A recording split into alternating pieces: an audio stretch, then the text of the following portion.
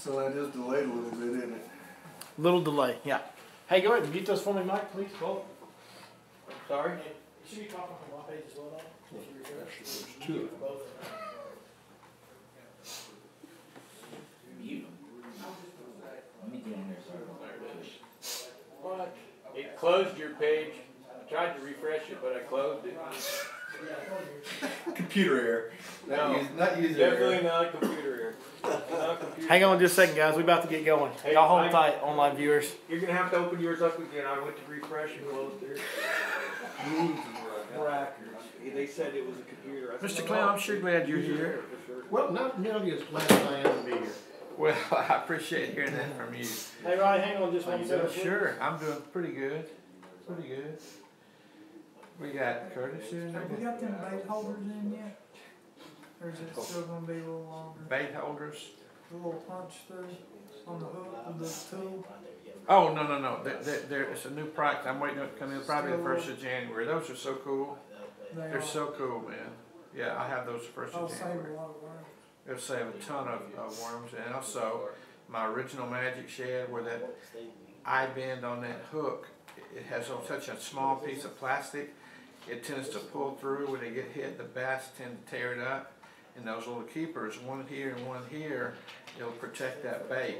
It'll help you and hurt me, but I'd rather help you and hurt me than hurt my, than I'll sell less plastic, but it'll satisfy more customers, and that's always a beneficial thing for me. So, yeah. Oh, I think we're up on both. Yeah, We're good to go, so we're running on both. awesome. We got a nice turnout for the Christmas season. You know, there's a few of the regulars that couldn't come tonight, but we also got Mr. Clem and Robert and some of the guys that are here.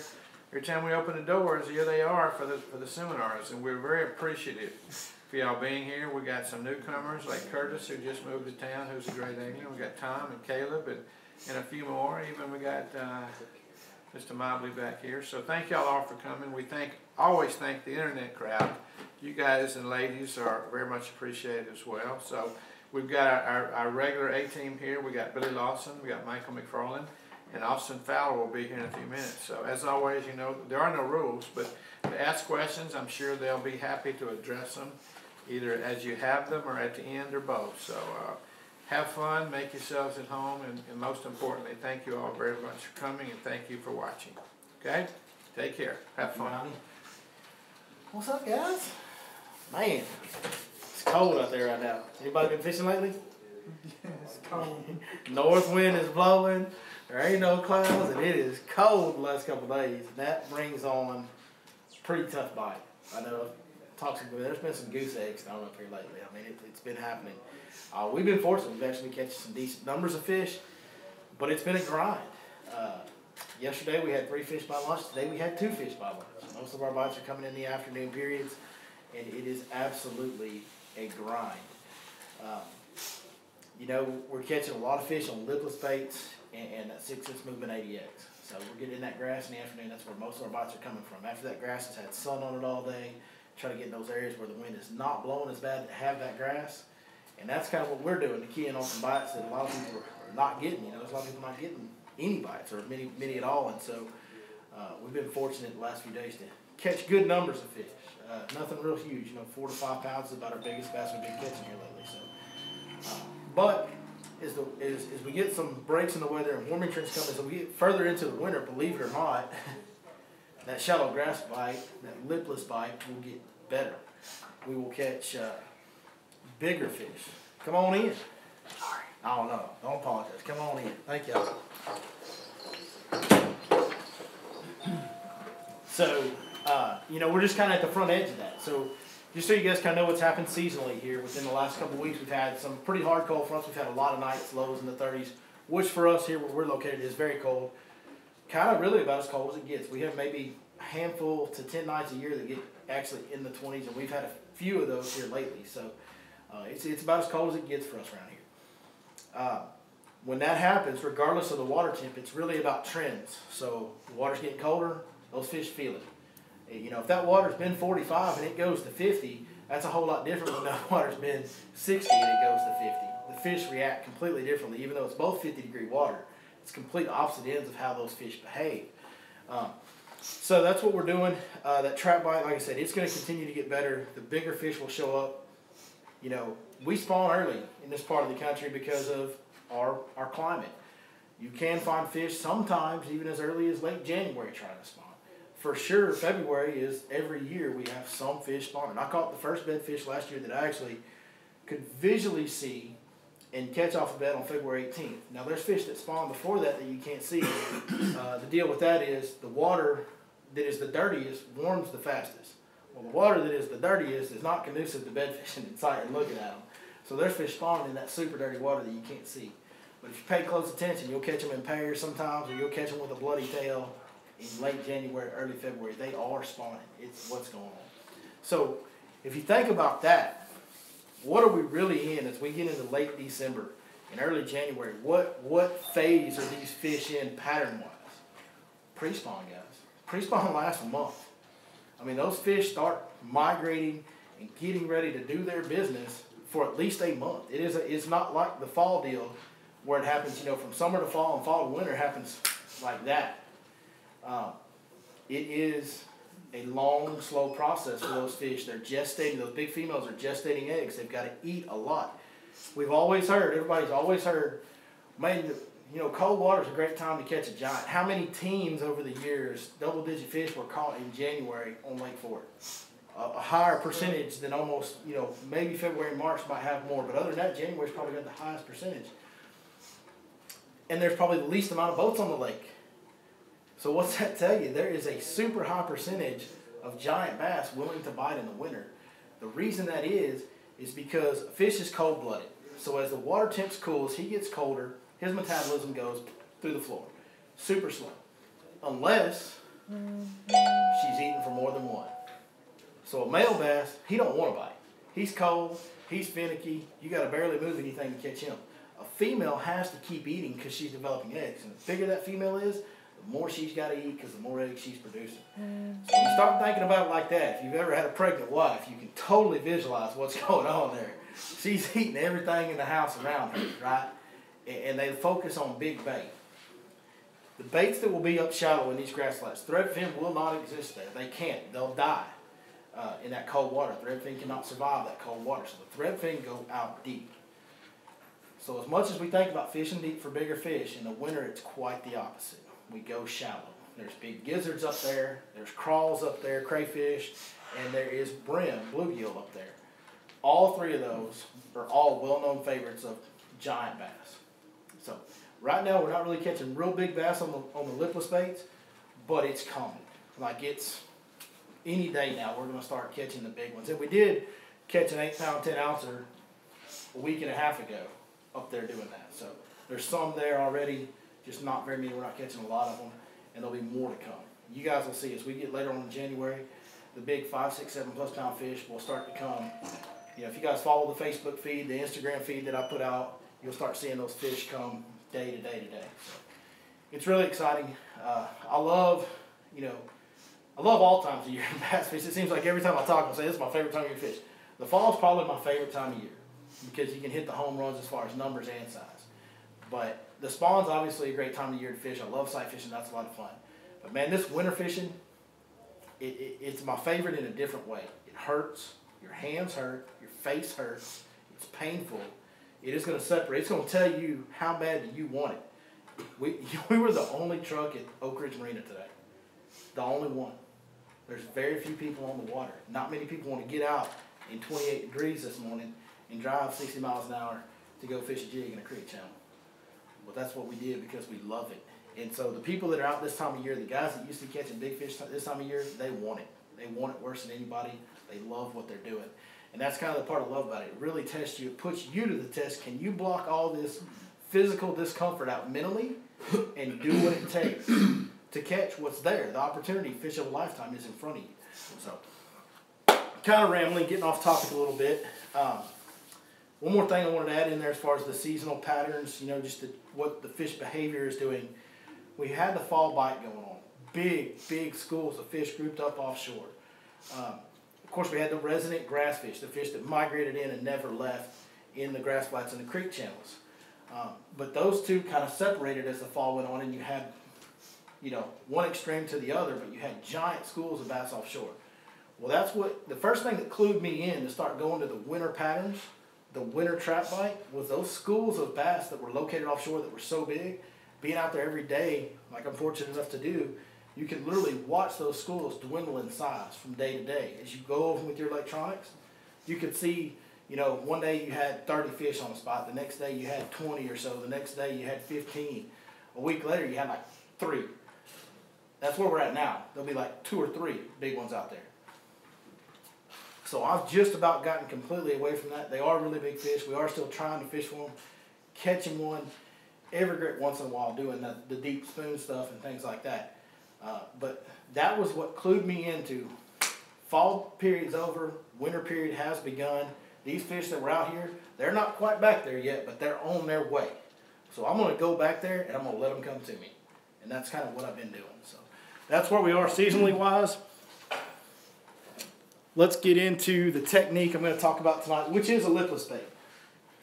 This is the one we've been using the last couple days. The situation on the grass right now, the cold weather that we had has knocked back a bunch of it. It's knocked it down off the surface, and it's even killed some of it altogether. It's real patchy in areas where it was solid. The patchy areas are still fine. They will hug to a patch of grass in the wintertime. I mean, that's the misconception, is these fish will live so shallow, dirt shallow, in the cold time of year. You know, in summertime, I talk about we need 4 to 5 foot of depth on that grass. We need it growing pretty much to the surface in 4 or 5 foot of water. In the wintertime, that is not true at all. That grass can be this tall and 1.5 foot of water or 2 foot of water and just a patch of it, and they'll be on it.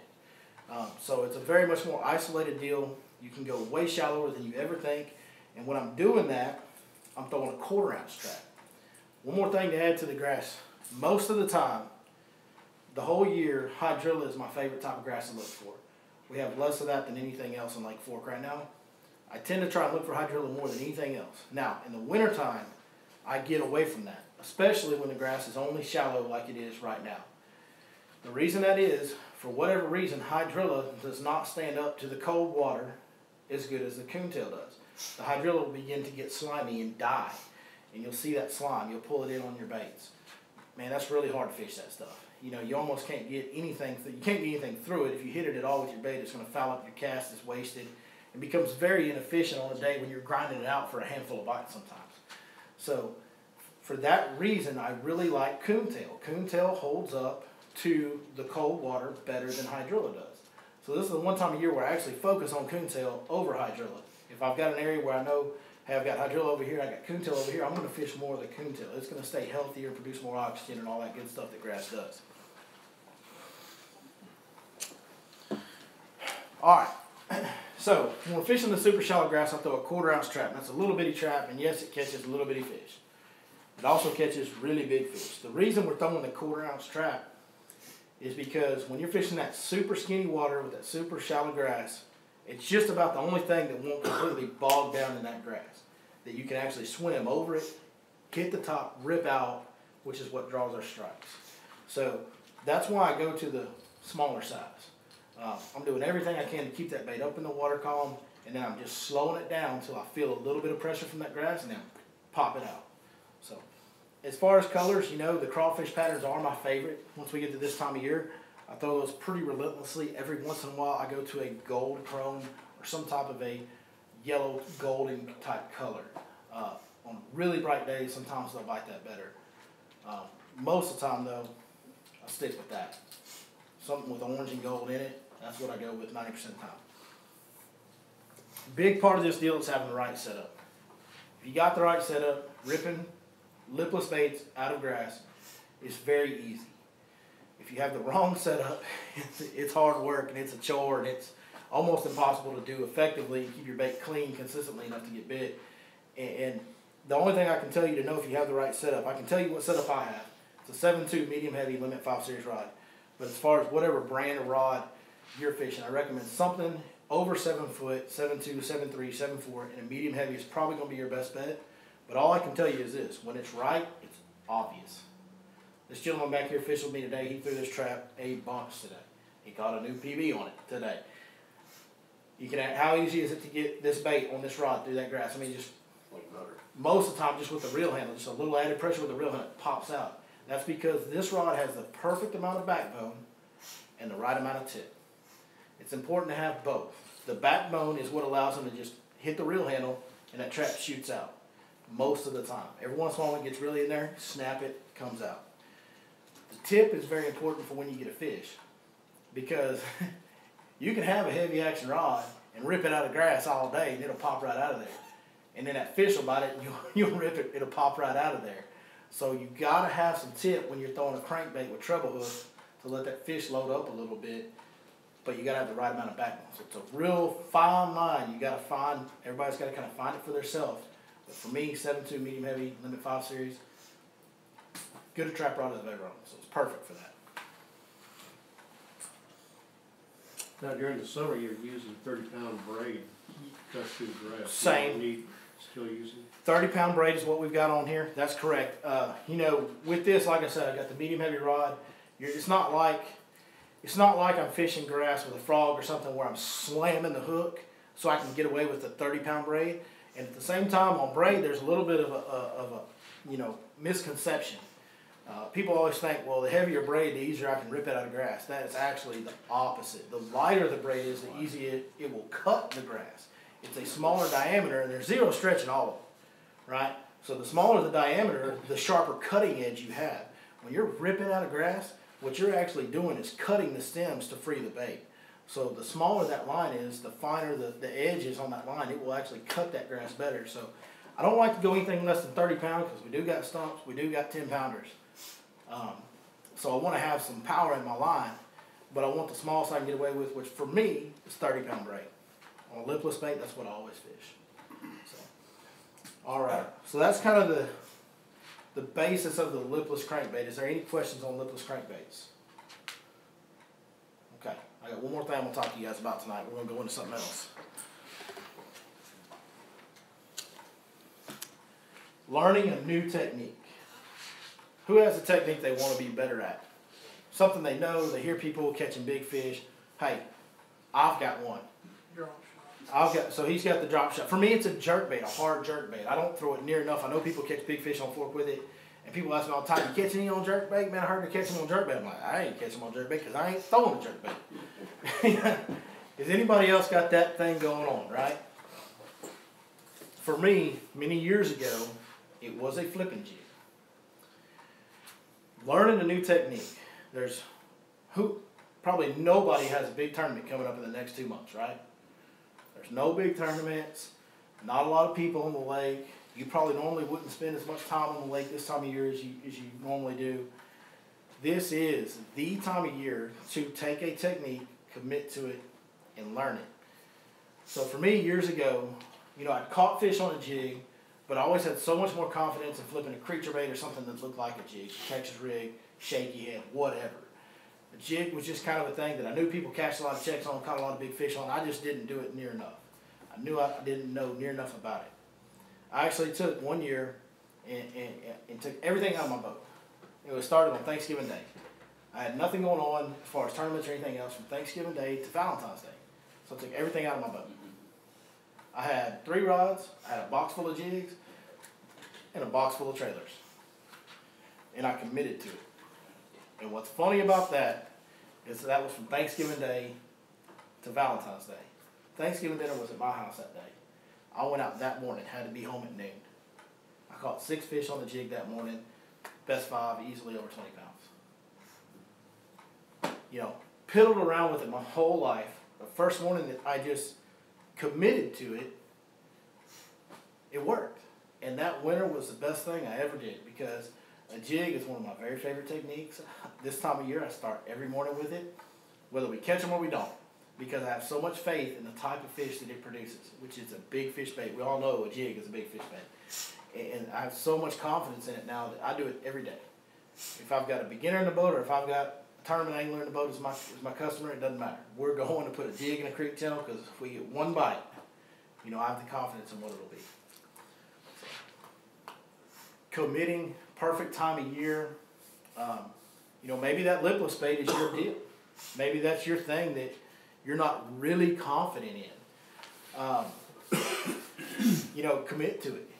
fish every kind of grass you can. Fish areas where there's not grass. Just fish a lipless bait. There is no way to learn something intimately. You can watch all the seminars. You can come to all these deals.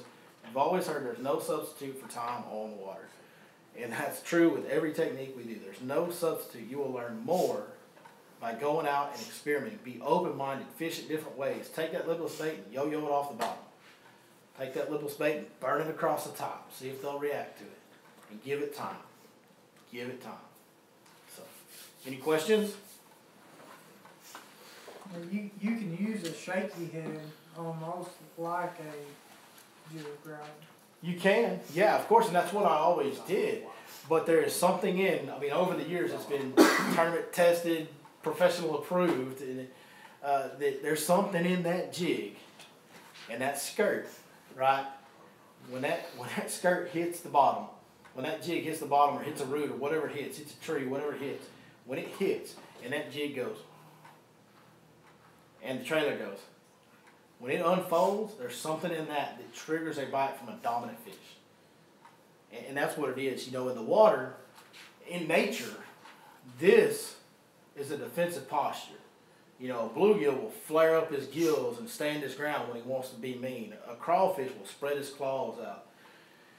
You know, that's just something that triggers an apex predator, that dominant fish that he's in there and nothing messes with him. That 7-8 pounder ain't nothing jacking with him. When something goes like this, to him, it's like, oh, you think you run stuff around. Who's got kids? Half y'all got kids because I see kids in here. If your kid was to bow up on you, what are you going to do? Are you not going to put him in his place? Huh?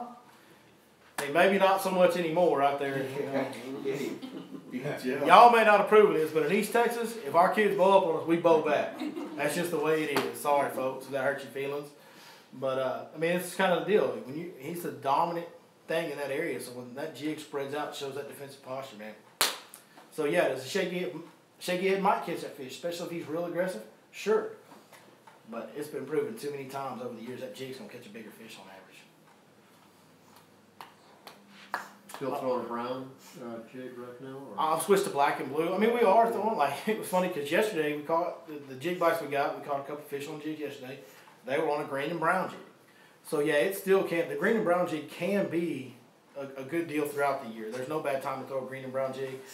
But typically, the black and blue jig, me and Mike were out several days ago now, and that day, black and blue was all they would touch. So, as I get into this time of year, it's black and blue time, and it's predominantly what I throw.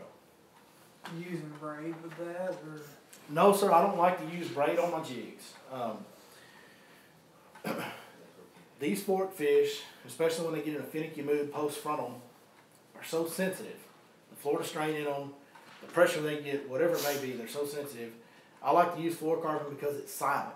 That braid, when it hits a limb, when it hits a root, anything that braid hits that you drag it across, it makes the same sound down there as it makes coming through your rod guide.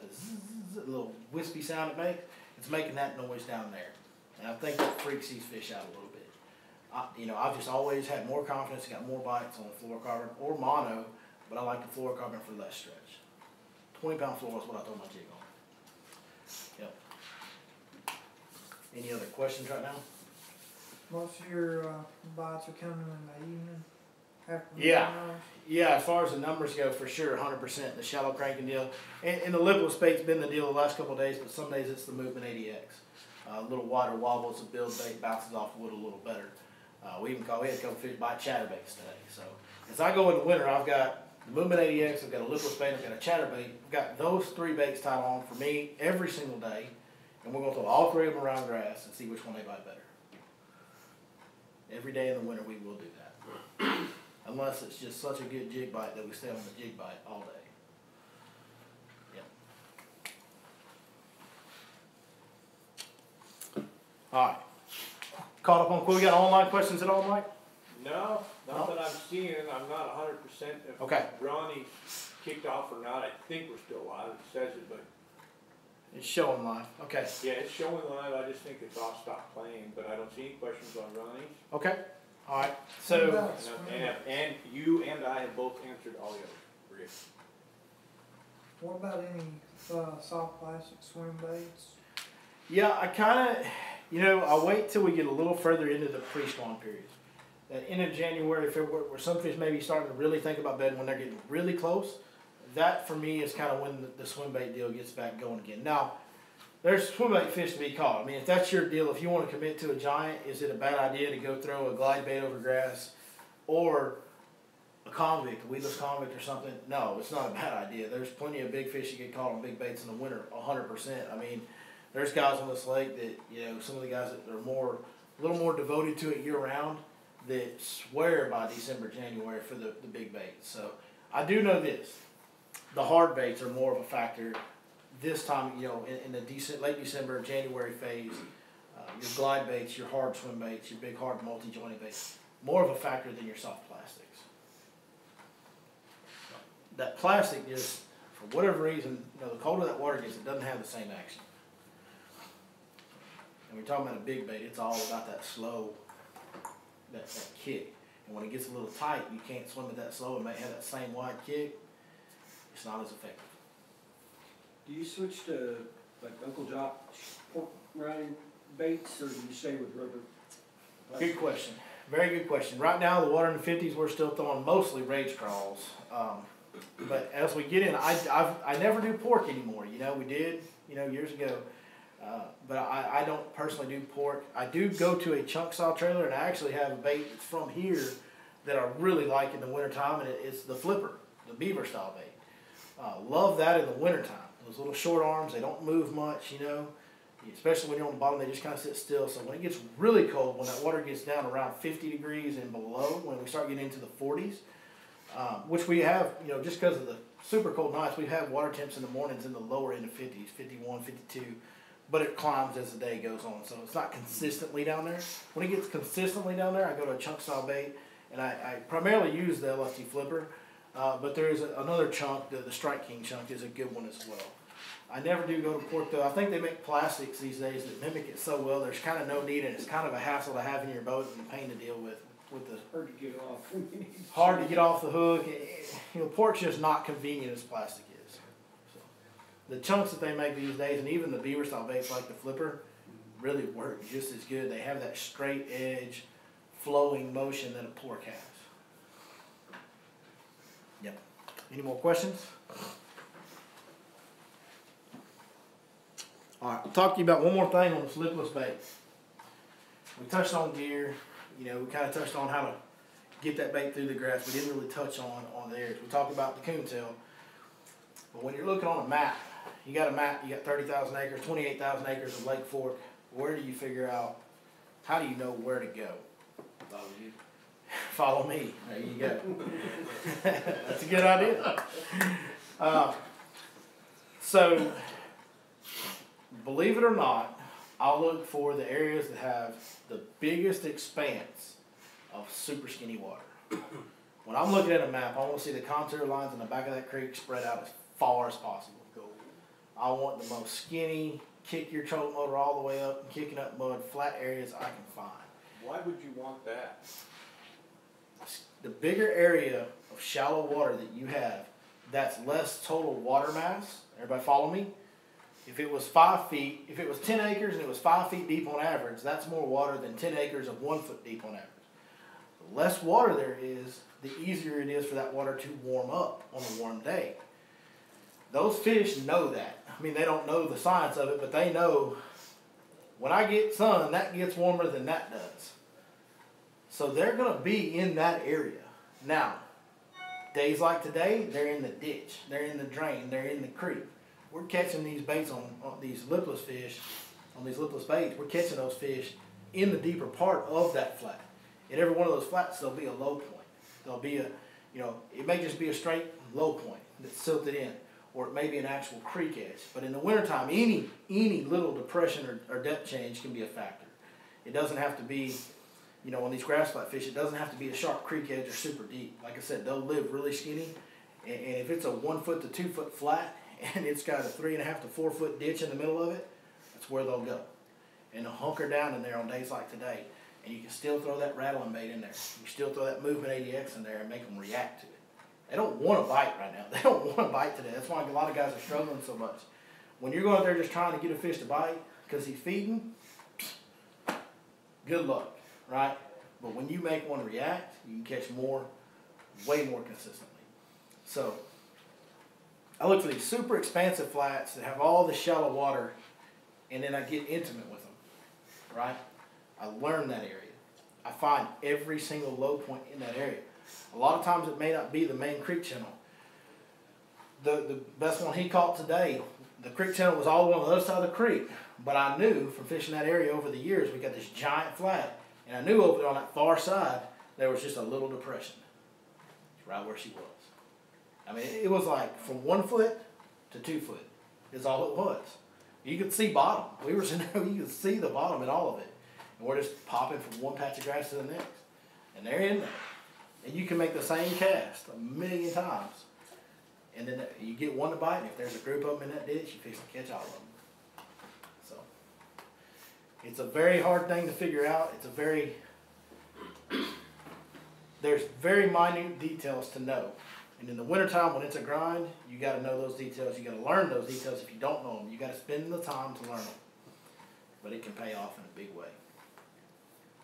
Does that warm up in the water, or does that bring the bait in there too, or is it just Yeah. bigger fish? Well, what it does is, so throughout the wintertime, you know, in the early part of the pre-spawn, which we're getting into now, and we will be throughout really most of January, nothing new is coming in, okay? The threadfin actually won't come in until kind of when the bass are really into the meat of their spawn, typically. For me, that's what I found.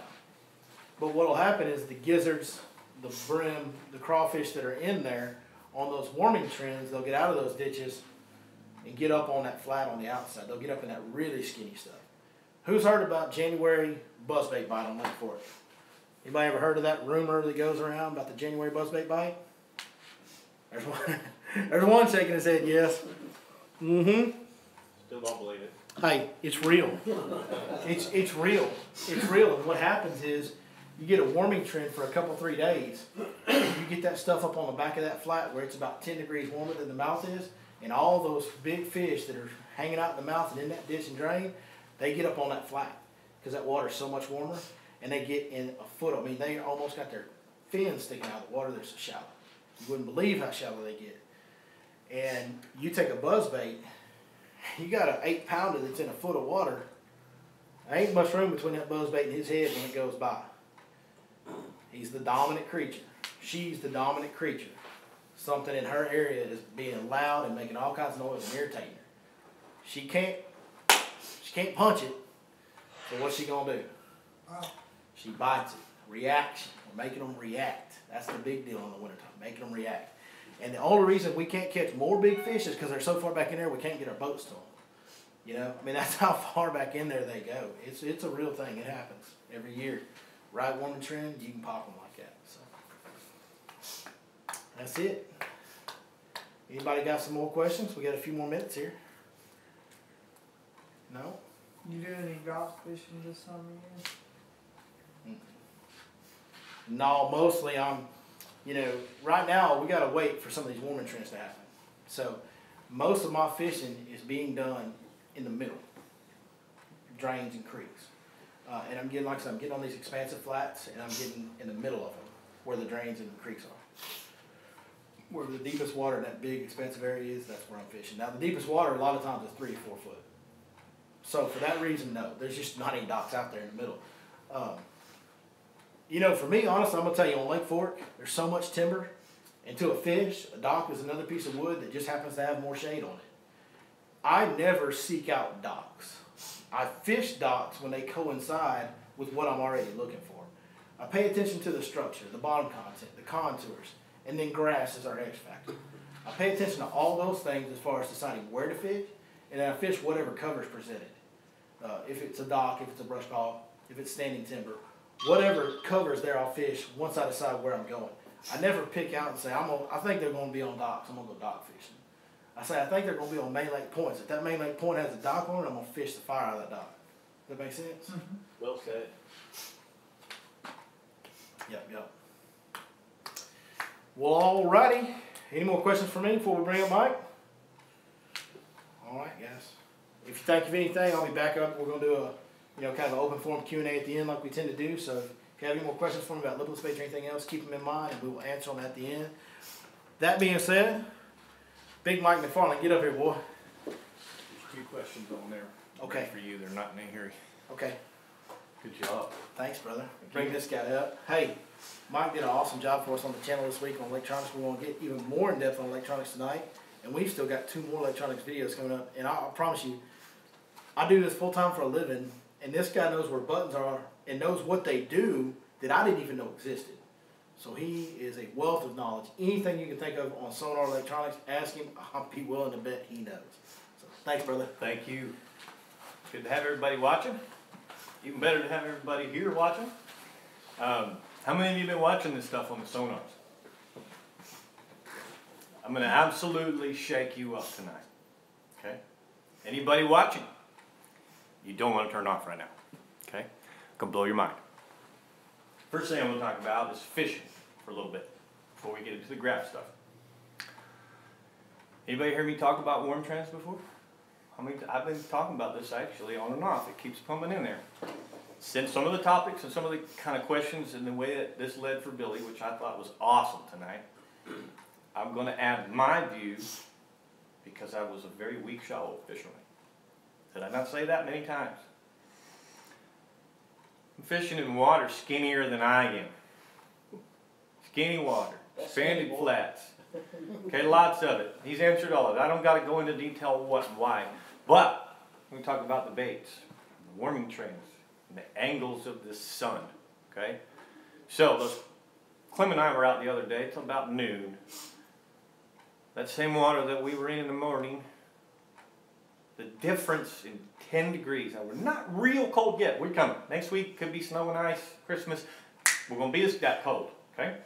That's why I'm talking about it now. You may think about hit a big glide bait that time of year? Man, most of us are thinking finesse fishing, black and blue jigs and all that. All right, well, again, in our climate here, in northeast Texas and the south, these fish are already, the bigger fish already know what's coming. And they already have their mind on a lot of those areas. They may already be in a lot of those areas, just as Billy implied, in the 4, 6, 8 feet of water. Might be back down a little more in real miserable conditions. But here's the deal. I'm going to humanize it a little bit for you. How many of you have been cold outside working on your property? Well, we're not a fish. That's why I said to humanize this for you. You're cold and you go in your house, which is comfortably warm, and you immediately go, oh, that feels so good. That feels so good, okay? The fish is not a warm-blooded creature like us. They do not have a heater in their home. But if they can go out of water that is 49 to 59 degrees, you're going to try and tell me that they aren't going, oh, this feels so good. Just like a turtle.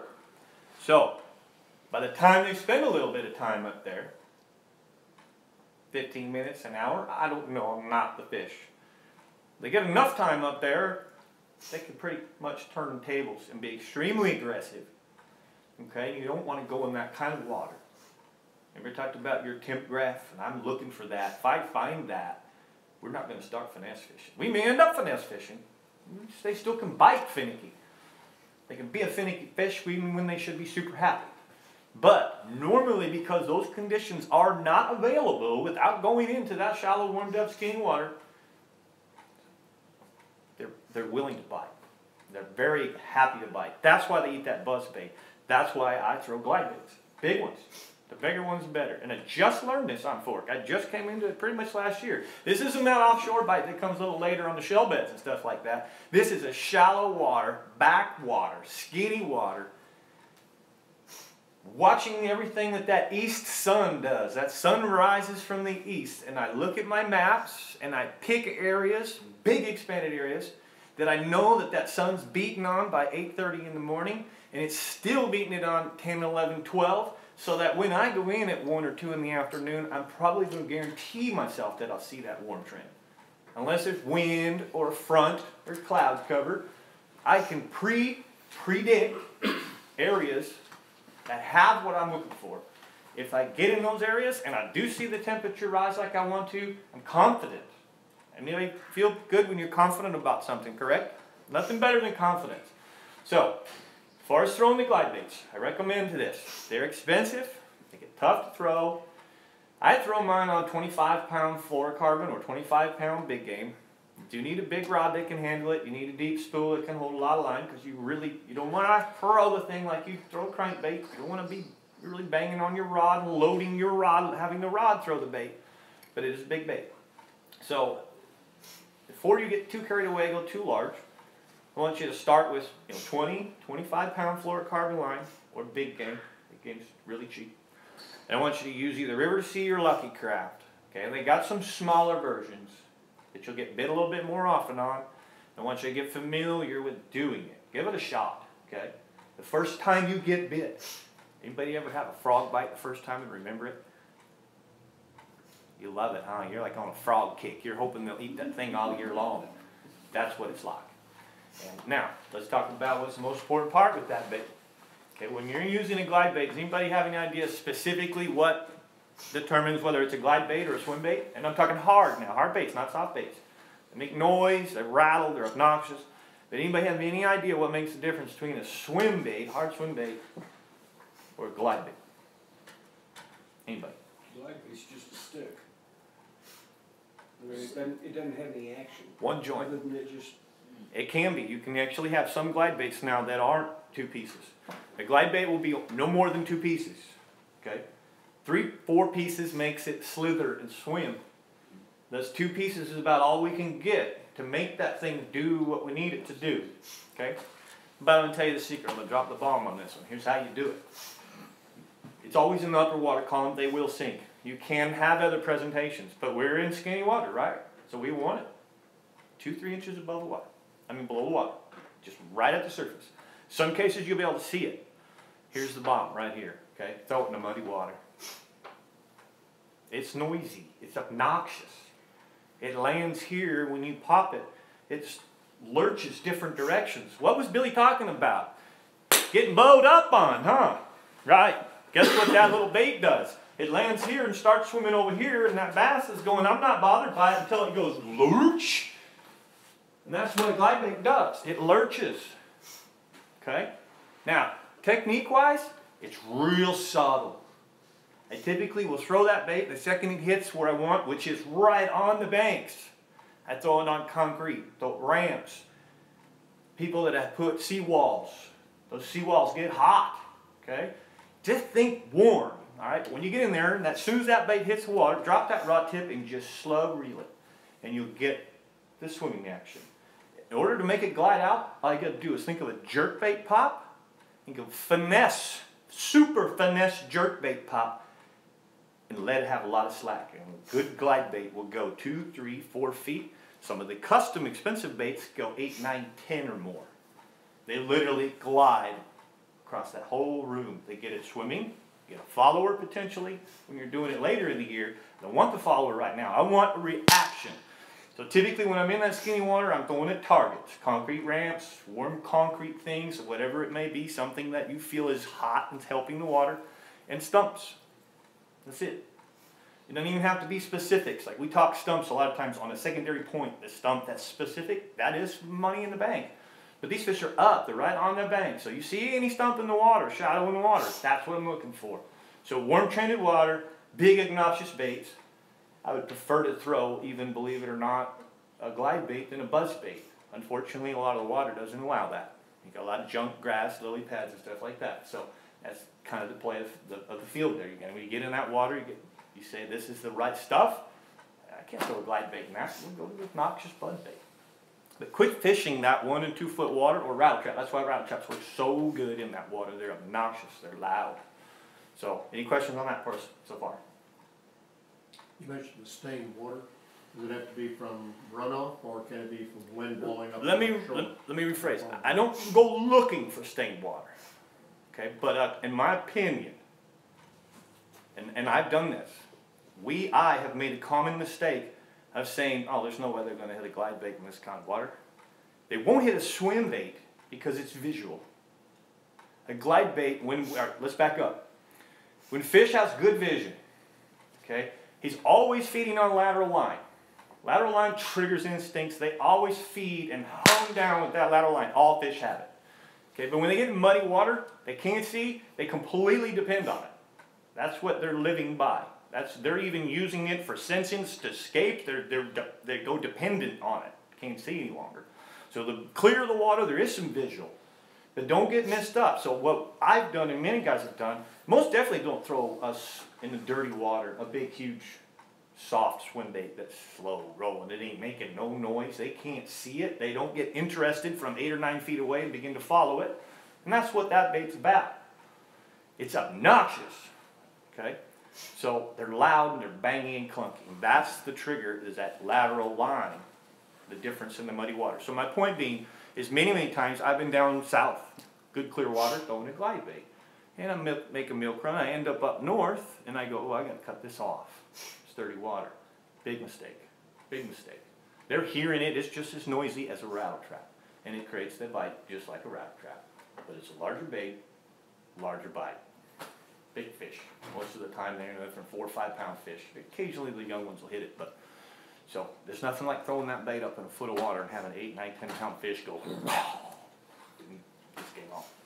Okay, so that's that. So what colors are you using on that? For me, even color doesn't matter. I do when I get in the dirty water, I'll go a little darker. I love, in general, just a chartreuse shad or bone white.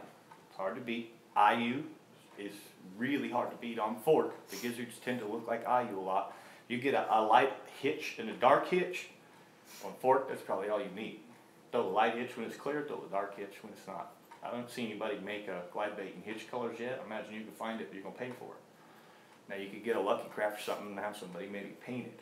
But they do, Lucky Craft does make chartreuse shad and some of those basic colors, and they work. That's what I suggest. They're in the $20, not the $150, $200. So I have some glide baits that are $180, $200, $150, and when the clients throw it, you know, it's a $200 bill in the air right there. It's interesting, but okay, you better be ready to be rocked.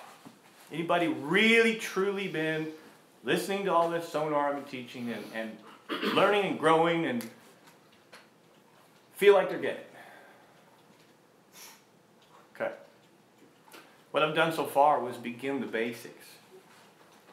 And tonight I'm going to start some advanced stuff. Your auto settings. We don't ever want to use it. Okay? I want you to use it. Because auto settings gets about 80, 85%, sometimes 95%, sometimes 60%. Auto settings is the computer itself is telling itself what it thinks should be right. Okay? I want you to start there because it begins to at least clarify that you didn't know what fish looked like, you didn't know what brush pile looked like, you didn't know what rocks looked like, wood, da-da-da-da-da, okay? The fact is that once you get confident, once you've learned what things should look like, you understand them, you should turn that auto off. And you should start tweaking it yourself on a daily basis, on a momentary basis, depending on where you are, what you're doing, all across the country. There is no one set setting. Period. End of story. There's nothing more to talk about. Always tweaking on it. But you can't just tell guys, I can't just teach you how to tweak on it. You got to develop confidence. You got to know what things are, what they're supposed to look like, and the minute they don't look right, you tweak on it. Okay? Normally the tweaking is just sensitivity. Once you turn that auto off, you're not going to change the color line that I had you set. Okay? It's most of the time just the sensitivity range. But if I was to tell you just set it at 76, you go shallow or something, it's going to jack you up. You're going to be calling me going, man, my graph's acting up today. It's not auto anymore. I put it at 76 and I went to shallow water and it went shit water. Excuse my French. So, I want you to consider that. If you're getting confident in the sonar that I've taught you, I want you to every now and then turn that auto off and go exploring with it. As you go shallow, you're going to take that settings, okay, the signal strength, not your contrast or any of that, your sensitivity, take it down. If you go out deeper, you're going to bring it up. If you're looking in some wood and you think, man, that looks like half a tree on the image, bump it up a couple, watch what happens, okay? So that's the first most very important thing that goes against what I've taught you to use the auto set. Okay, everybody with me? Second is, remember those fishy symbols? There's time to use them. Do you really think that Lowrance would continue year after year after year after year to put that enabling feature in one of their high-end elite HDS units if they didn't feel it was worthy? Anybody have any idea when and where? Why would I ever, instead of letting it be colors and horseshoes and arches, why would I ever tell my unit to show me a fishy symbol? No idea, huh? Anybody? Am I shaking you up? Is that why you're like boom eyes? How about if you're on Lake Welsh and you're just buried in grass? You're never going to see a fish in that grass. It'll pick up the sunlight. You're never going to see a fish in that grass. If you get it off auto, you learn how to tweak it and tweak on it. You can tweak on it, then turn those fish symbols on and see those fish in the grass. You can see those fish in trees. You can hover over a tree for 4, 5, 10 minutes and wait for the fish to move. And when he moves out, the little fishy symbol moves out, and you know it was fish. Okay, so these units can take you everywhere you want to go and back. These are designed by the real deals. They are, all the elite anglers have put all their input constantly to the science of this. And every feature that it has pretty much can be used. It just has to be used right. Mike, I got an online question on sonar. Yes, sir. He says, when I graph, I sometimes have a very large line-looking object that is in about the middle of the water column. I have my graph set where I can see balls of shad, the color lines, fish, etc. Just curious what that could be. Some of those caterpillar lines that are moving through, they can actually be fish. They're fish under your boat. They're very large fish. Unless it is vertical, up and down, that's your feedback lines from another boat, from another transducer, maybe from your front transducer, back transducer, maybe from your lower unit. If all of a sudden your graph's been running perfect for 4 months, and all of a sudden it starts getting vertical lines, they're this away.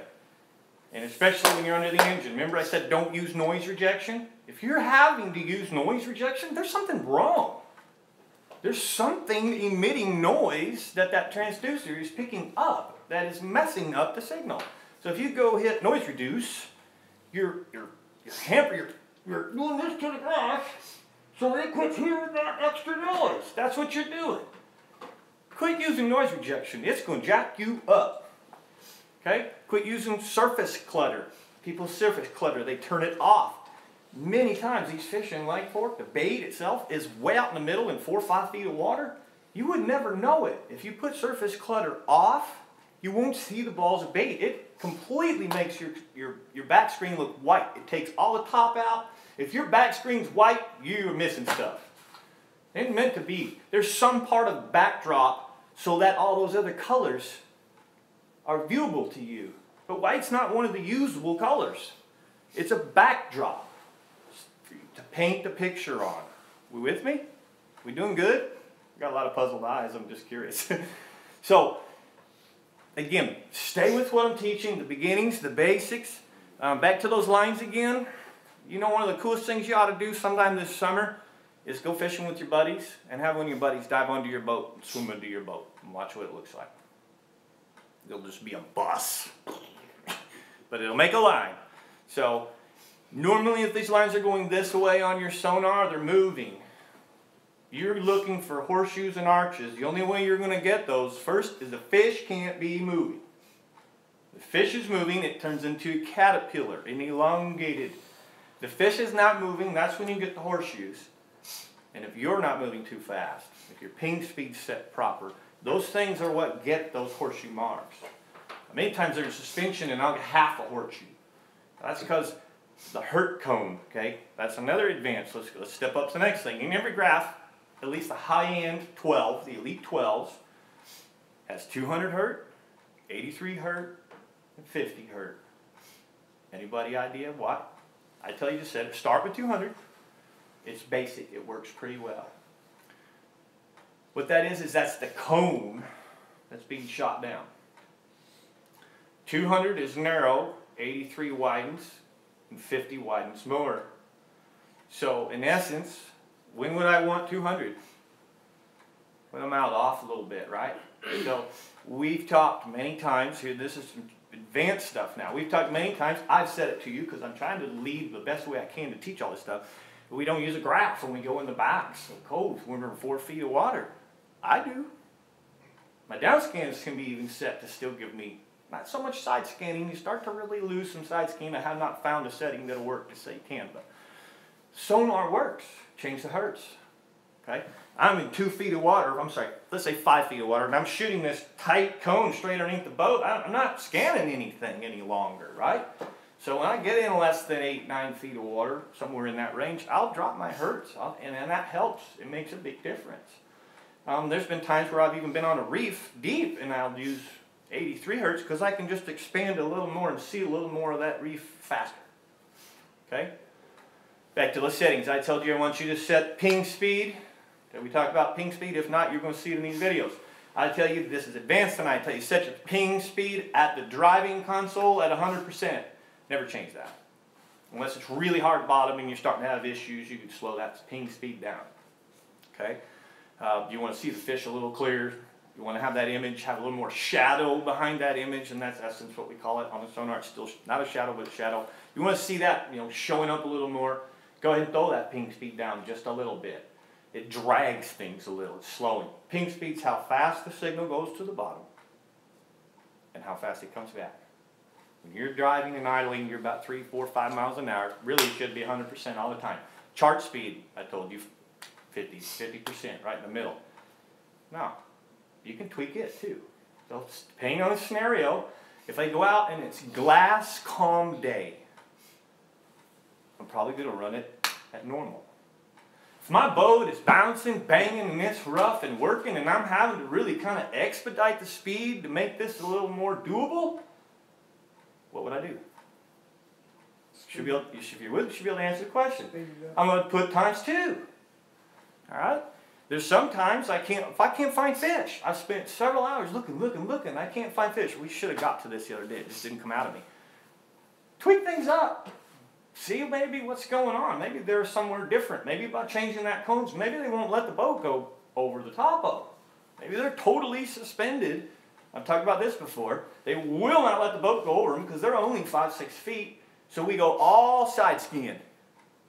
Nothing but, forget the sonar. They're not going to go under the boat. Side scan only. Talked about that before. All of a sudden you go, wow, there's a pot of fish over there, and a pot of fish over there, and over there. That new Panoptix takes care of that. If you have the money, you want to put it, get the Panoptix. It's going to blow your mind what's around you. You pull up on a spot, you're going to be fishing, not going to get bit, but you look down, they're all around us. Okay, so anybody liking this so far? Are you glad I'm taking it a little more advanced? Okay, so play around. Get confident with the basic settings. They will change your fishing. They are true at that. What I've suggested you do will show you very good true images. In some cases, they'll be right 100%. In some cases, it won't work as well. There'll be some days out there where you kind of go, is my unit acting up? I didn't change any of the settings. The other day, you weren't with me. We were shooting, and I tweaked on mine. It actually should be on video. I tweaked on it. We thought there was a little bit of bait down there. Wait a minute. I saw it. I said, oh, my signal's weak. A couple of tweaks. Bam. I said, oh, there's a lot more bait down there than we thought. Okay, so that was a perfect example. That's what led me to this seminar. Any questions? Now, is this the same through, like, you've been mentioning Elite? Is it the same for myself? I've got Carbons. So is it most of them are all going to pretty much, and it's not a dollar thing. Most units anywhere, I'm going to use a dollar thing just to be relative. $300-400 unit can do a lot of this, especially the sonar part. There's a LMS 332 that we used to run, tiny little unit, 05, 06, 04 maybe, and first color that came out. That was the bomb for sonar. Didn't have anything else. I really loved that unit. Did what it was supposed to. The fish looked like they were what they were supposed to. So yes, most of the units, doesn't matter the brand, they're following some of this process. Now, there's like different palettes. Somebody said, what are all the pallets for? Once you understand it, you can make whatever color you want. But you'll realize that every pallet consists of 4 colors. Pretty much. There's a 5th, but I'm not going to get too confusing. It's just to know it later. There's black even. You always see black distinguishing. Depends on how you said it. But the concept. Once you get the concept of, hey, there's a big fish arch like Mike said, and right now it is yellow in the middle, red heart, and blue outline. Ooh, that's a big one. Oh, let's change the palette. Well, it just changed to green in the middle, orange on the end, and pink, whatever. I don't use other palettes. But the concept all fits together. With me? We're not lost? Any questions? Online, guys. You enjoying this too? I hope you are. If you have any questions, pop them out. I'm hoping I've just mesmerized everybody. That was the intention. After all that teaching, I hope everybody's just going, wow, there is more. There's so much more. And I'm learning them. I'm still diving in. These seminars have helped me because it's motivated me to go even deeper and learn maybe some of the more behind-the-scenes stuff that I never would have taken interest before. I'm trying to haven't shot it out yet, and get an email out and get completely certified from Lowrance. Probably if they have classes or schools, I'd even go through that. But I want to be the doctor of it, and I believe in everything so far that I have said, completely wholehearted. Most of it is from trial error, thousands and thousands and thousands of hours on the water, not hundreds. In 2011, I was on the water 2,860 something hours, 314 days, and that's documented by the Hookup Outfitters. 314 days fishing on the water. Some of those were striper fishing, just floating in the boat, staring at a sonar, watching 6 people drop lines, and I could see all 6 lines and go, hey, Clem, get ready. They look at me, what? I go, yeah, your line 2, you're going to get bit. Boom! And I'd see it happen on the sonar. I remember the first time that happened to me, and I went, oh, so that's what they actually look like. That was a fish blip coming to your bait blip, and wow, cool. It was an awesome experience. So, okay, how much time am I, Billy? Where am I at? I didn't watch. About 5 more solo if you need it. It doesn't matter. Yeah. Are there any questions at all? Anybody online? Somebody give me a thumbs up so you like what's going on. Yeah, we got plenty of that. Good. I didn't want to spin anybody, but I really did want. I've been chewing on that because I got a lot of peers. I got a lot of people that know me very well. I've got quite a few that don't know me that well, and I didn't want to start teaching this and have people think he doesn't even know what he's talking about, because I'm really started very beginning, very basic, to give you guys a ladder. Once you're on that ladder, you come tell me even privately, I'm on that ladder. Let's go. We're gonna tweak up and just keep on going. So, any questions? Transom mounted versus the bilge mounted transducers. For driving, Like versus shoot through the hole? Yeah. Nothing but shoot through the hole at your main console. Your downscan imaging, that doesn't work. Yeah. Most tonight was all set with sonar. Okay. Yeah. And then never ever, I won't have it. Whatever I got to do to have it shoot through hull. It does several things. If it's not shoot through hull, you will not see images while you're driving. More advanced stuff. We're talking about that. What about being able to drive at 30 miles an hour and look for stuff? What about being able to drive at 30, 35 miles an hour and look for bait?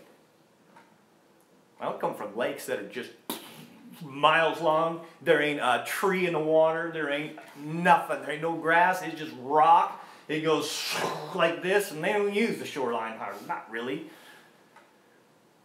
We look for bait. We got 80, 90 mile run. I can't cover 80 miles in a day at 5 miles an hour looking for bait. I got other things that help expedite that, birds and stuff. But believe it or not, you can, if you have a shoot-through hole, you can go in a cove, a creek, and you fished a while, and you're idling your way back out. Say, hey, Clem, let's run down south. All right, whoa, you take off, and all of a sudden, I don't remember the pro's name, you say, whoa, did you just see that water bait that just went under the boat? It blacked out the sonar. But we were at 30 miles an hour. Hard U-turn, turn back around, and end up fishing right where you were, just a little different. All right? I wish I knew the pro's name, because this all just came to my head. There was a pro that's a big-time pro that this happened to 3-4 years ago. He was fishing and practicing in an area, didn't do any good, didn't like the area. Motored out. As he hit pad, began to accelerate, his graph blacked out. He's using his graph properly, I'm certain. He's probably way more even maybe detailed than I am, the elite angler. Possibly not, but regardless, he's aware of it. And he said, whoa, that was bait, I ain't leaving, it's too much. He turned around and he said, I'm gonna regroup my head, I'm gonna re-graph this and comb it out. He discovered brush lines on both sides, and that's where the bass were, and he won that 4-day elite deal. Right there in that spot. Yeah. Almost drove away. Online question. Okay, so you find a big fish on the graph. How would you go about catching it? Drop a drop shot to it? Well, here's the thing. I would like to try and elaborate and answer that question directly, but it's a lot, and it would take away from. It depends on the season. It depends on the bait situation. There's a lot of moving There's parts. so many things. We have that's a whole nother class. Yeah. There's no control over biting. I can't make them all. I can trigger instinctive strikes. I can do my homework, use my sonar, and spend enough homework out there to know what time they feed on that main lake point. Right now, what's your favorite two baits when you find fish on the graph? What's your favorite two baits right now, Mike? Right now, when I find them on my graph, if I'm deep, my favorite two baits are an Alabama rig. I'm going to mix it up with smaller baits and much bigger baits. Again, I don't want to go from the sonar, so let's answer these couple of questions quick. And a spoon. Varies on the size of spoon, sometimes a jigging spoon, but I don't feel like I catch a lot of big ones. Billy will laugh, he just caught a big one on a little jigging spoon. I throw usually a big flutter spoon, a 5-inch, a 6-inch, or I even, prefer the big flutter spoon. or that huge one, the big frying pan I call it, Ben Parson, that big one. Again, those are other stuff. Ask that question another day, and I'll elaborate into that a little more. 2 weeks from now, ask that question again, you'll get exactly what you want. I'm gonna stay with this sonar stuff before I get lost in my head. Let's back to that bait. Okay. So we were talking about being able to run, where was that? Ping speeds, scroll speeds, and all that stuff. Shoot through hull, there it was. Your front graph, a lot of trolling motors come with it, built in. That can actually be limiting too. Right now I'm using mine and I'm okay with it. It's still not as good as putting an official transducer on there. That shoot through is only 3-pin. You'll see when you get it regular, it's at least 5. The more pins, the better. Typically, kind of theory. So that was a great question. 5 minutes ago. You good? Yeah, and if there's no more questions, nothing online. Yeah, we got one I wanted to both take a swing at. Favorite hard swim bait on a budget? On a budget, hard swim bait or glide bait? Swim bait? I'll do both. We'll do both. I'll do both. My favorite glide bait, I'm torn between River to Sea or Lucky Craft. On a budget, Lucky Craft? For a glide bait, for a What's hard the bait. Lucky Craft glide bait run? $24. Oh, really? I didn't realize that. Okay, yeah, that's a really good deal. $22, $22.99. I've seen them.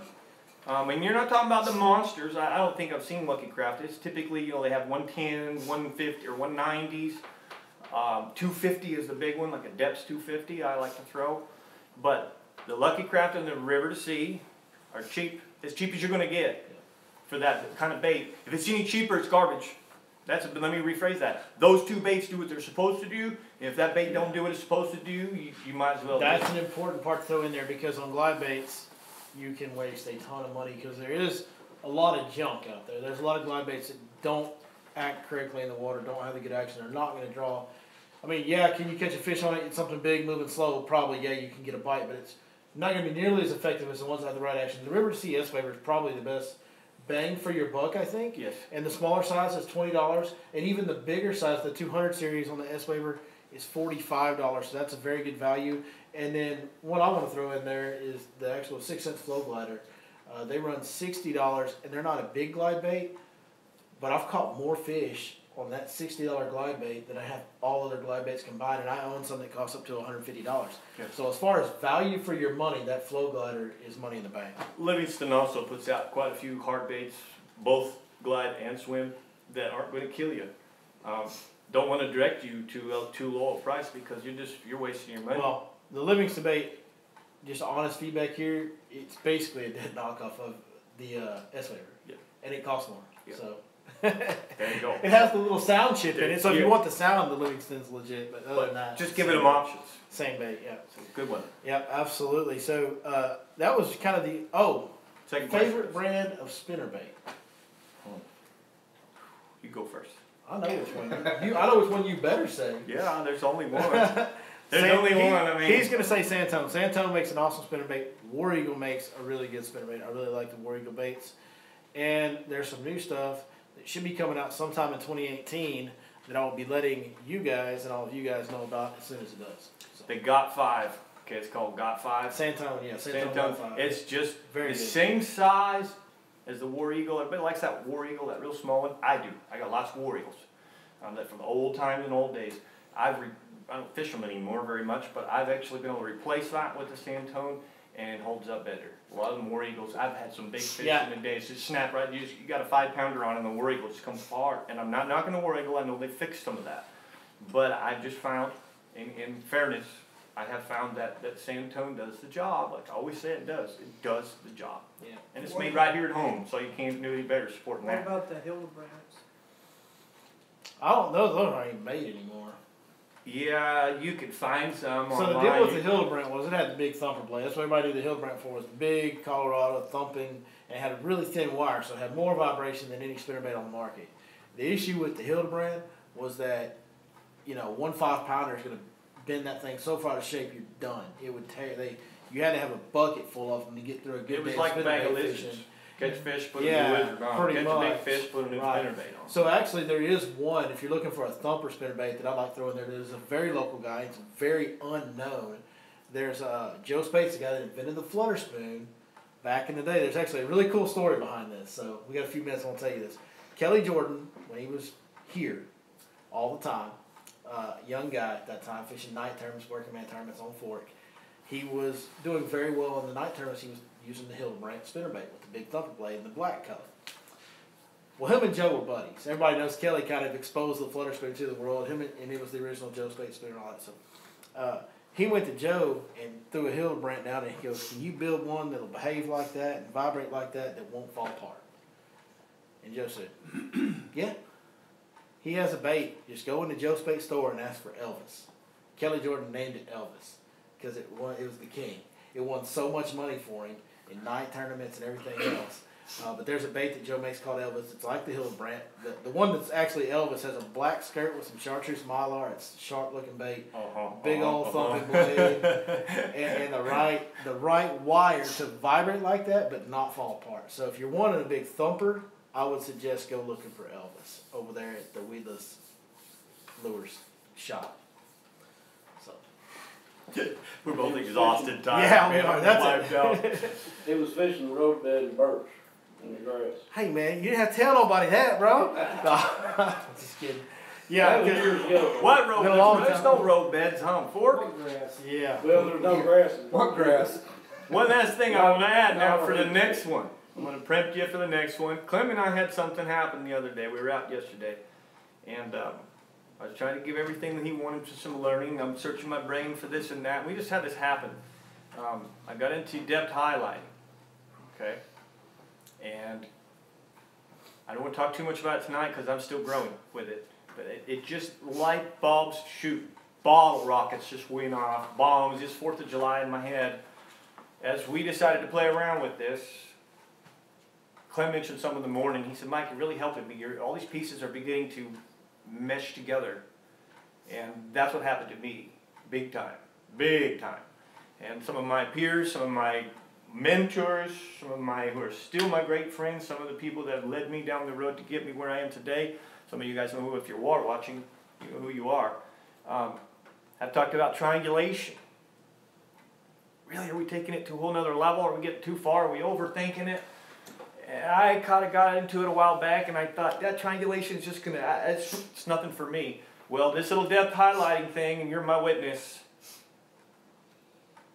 I'm going to get into it. I'm going to try my best to convey that next week, because as the spawn comes on, everybody wonders where the heck do these fish stage? Where do they pre-stage? How, man, and all that wood and all that creek, how do I know where to go look? The depth highlighting is going to triangulate right where to be. Did it not?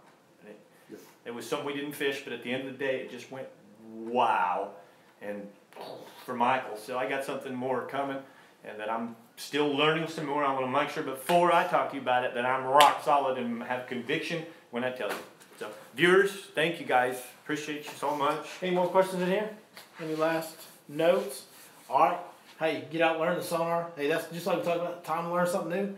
Great time of year. Get out there and spend some time on the sonar. There's definitely fish out in that deep water of all species, and you can really teach yourself a lot identifying species out there, seeing them on the graph, throw a jig and spoon, something that's tend to catch a lot of different species, and kind of educate yourself in a lot of ways. Great time of year to do that. Great idea. You know what, while you're doing this, bring a couple extra rods. Put a little crappie jig on. Yeah, have a little absolutely. spoon on. So that when you're out there tinkering around, instead of going, well, maybe I'll take a picture or call these guys. What's it? Drop yourself and catch those little things. And Nothing just substitutes for seeing it nothing. and then reeling it in. Boy, that's the ultimate verification. Just like we talked about time on the water, that's part of it right there. little test.